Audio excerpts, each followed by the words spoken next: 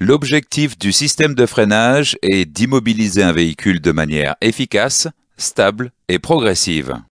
Les facteurs influençant l'efficacité du freinage sont les suivants: le conducteur, les conditions d'adhérence de la chaussée, l'état d'usure des pneumatiques et les forces dynamiques qui sont la force d'appui, la force longitudinale et la force transversale.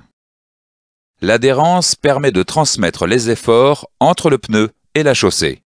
Le glissement, contrairement à l'adhérence, ne permet pas de transmettre d'efforts. Une augmentation du glissement entraîne une réduction de l'adhérence.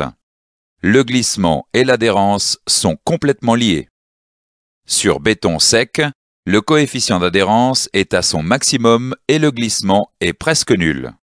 Sur chaussée mouillée, il y a moins d'adhérence et le glissement augmente. Sur neige fraîche, le coefficient d'adhérence chute et le glissement est très élevé.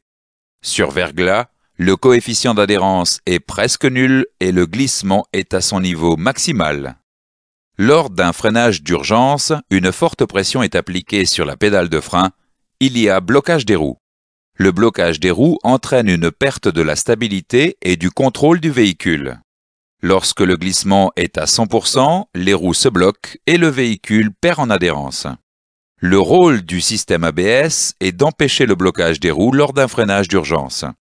Un glissement ne dépassant pas 20% permet de conserver le contrôle du véhicule.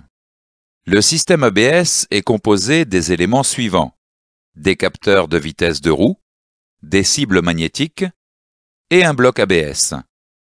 Ce bloc ABS est constitué d'un calculateur, d'un groupe hydraulique et d'un moteur entraînant une pompe hydraulique.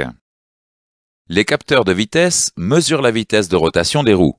Des cibles en rotation génèrent des signaux lus par les capteurs. Les capteurs transmettent ces signaux au calculateur ABS. Une chute rapide de vitesse indique la tendance au blocage d'une roue. Il existe deux types de capteurs de vitesse de roue: les capteurs passifs et les capteurs actifs. Le capteur passif, aussi appelé capteur inductif, est composé d'un aimant permanent et d'une bobine. Le capteur est placé devant une cible. La cible est une roue dentée qu'on appelle aussi roue phonique. La roue dentée en rotation génère une variation de champ magnétique et induit un signal sinusoïdal. La qualité du signal dépend de la vitesse de rotation des roues. Le capteur actif est alimenté par le calculateur. Il permet de mesurer des vitesses de rotation dès 0 km/h. Le capteur est fixé en face de la cible. Celle-ci est parfois intégrée au roulement de roue. La cible magnétique se présente sous la forme d'une succession de pôles nord et sud. L'alternance des pôles fait varier le signal de sortie. Le signal de sortie se présente sous la forme d'un signal carré de fréquence variable.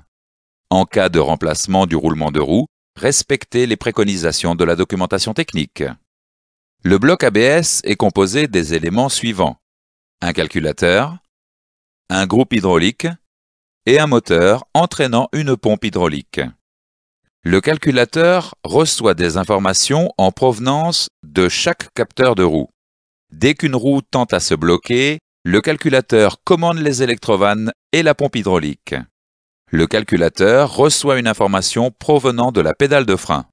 Le calculateur informe le conducteur d'un dysfonctionnement à l'aide d'un témoin au tableau de bord. Le groupe hydraulique est composé des éléments suivants: une pompe hydraulique qui empêche la pédale de s'enfoncer lors de la régulation ABS, des accumulateurs de pression et des électrovannes qui permettent de réguler la pression de freinage de chaque roue. Chaque roue dispose d'une électrovanne d'admission et d'une électrovanne d'échappement. La présence de la régulation ABS sur les roues arrière élimine le besoin d'un compensateur de freinage. Le répartiteur électronique de freinage est une fonction supplémentaire gérée par le calculateur. Le répartiteur électronique de freinage module la pression sur les roues arrière.